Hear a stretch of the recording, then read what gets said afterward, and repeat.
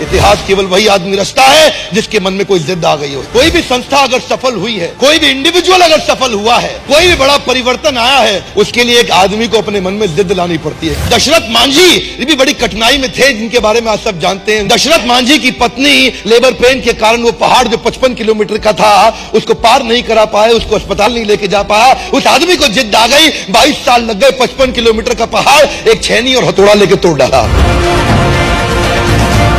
एक source motivation का होता है बिलीफ सिस्टम। बिलीफ सिस्टम ये वो ताकत है आदमी को कुछ भी करने को तैयार कर देती है। आप जानते हैं मंडेला 27 साल जेल में पड़े रहे, कोई प्रॉफिट नहीं, इंसेंटिव नहीं, बिलीफ सिस्टम बड़ा पावरफुल था। गांधी एक बड़ा परिवर्तन क्यों लेके आए? उनको ट्रेन से पहले दर्जे की टिकट साउथ अफ्रीका से धक्का देके बाहर निकाल दिया। अंग्रेजों ने क्या बोला? तेरे को हक नहीं है पहली टिकट लेकर के पहले डब्बे में सफर करने का।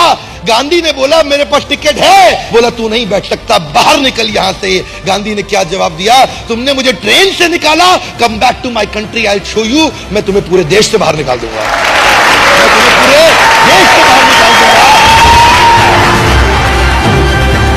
एक आदमी कभी भी इतिहास रचता है किसी जिद के कारण, एक बिलीफ सिस्टम के कारण। यह बिलीफ सिस्टम कमजोर भी हो सकता है, मजबूत भी हो सकता है। यह बिलीफ सिस्टम ऑर्डिनरी भी हो सकता है, एक्स्ट्रा ऑर्डिनरी भी हो सकता है। मेरी कौम जो बचपन से बहुत तकलीफों के साथ रही, एक लड़के को उसने नॉर्थ ईस्ट के एशियन गेम जीतते हुए देख लिया, उस दिन उसको जिद आ गई कि मैं खुद अपने स्टेट का नाम करूंगी। उस दिन उसको जिद आ गई, बहुत बड़ी हो चुकी थी, आज तक कभी बॉक्सिंग नहीं करी, लेकिन उसने कमाल कर दिया। लोग जब भी कमाल करते हैं किसी जिद के कारण करते हैं। ऑर्डिनरी मेंटालिटी के लोग ऑर्डिनरी जीवन बिता करके मर करके चले जाते हैं संसार से, उनको कोई नहीं पूछता।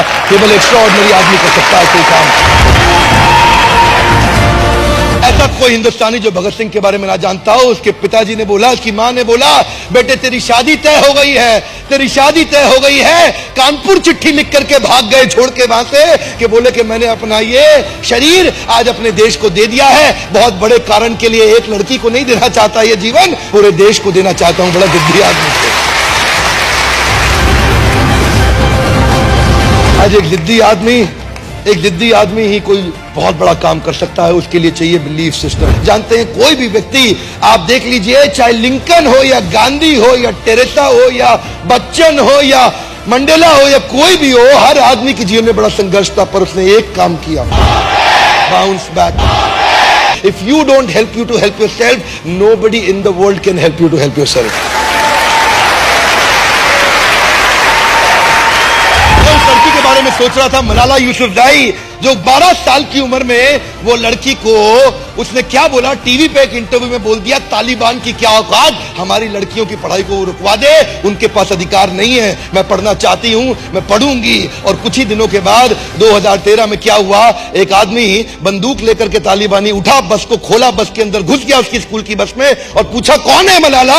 वो बोली मैं हूं मलाला, और 3 गोलियां मारी, उसके सर से निकल के फट के कंधे में आ गई। और छोड़, जानते हैं आप में से कई लोग होंगे जिनका 12 साल का बच्चा होगा, 12 साल के बच्चों को 3 गोलियों से मार दो, और उसने अपने आंदोलन को और तेज कर दिया। नोबेल पीस प्राइज, दुनिया का सबसे बड़ा अवार्ड उसको मिला, उसी लड़की को, इतनी छोटी उम्र के अंदर। एक व्यक्ति इतिहास तभी रचता है जब वो जिद्दी हो जाता है। जिद को बड़ा करना चाहिए, अपनी जिद को बड़ा करो, अपनी जिद को पालो। जिस दिन इतनी हिम्मत आ गई, आप अपनी जिद को पाल के बड़ा कर गए, आपको सफलता के नए रास्ते मिल जाएंगे, और अगर नहीं मिले तो आप खुद नया रास्ता बना देंगे।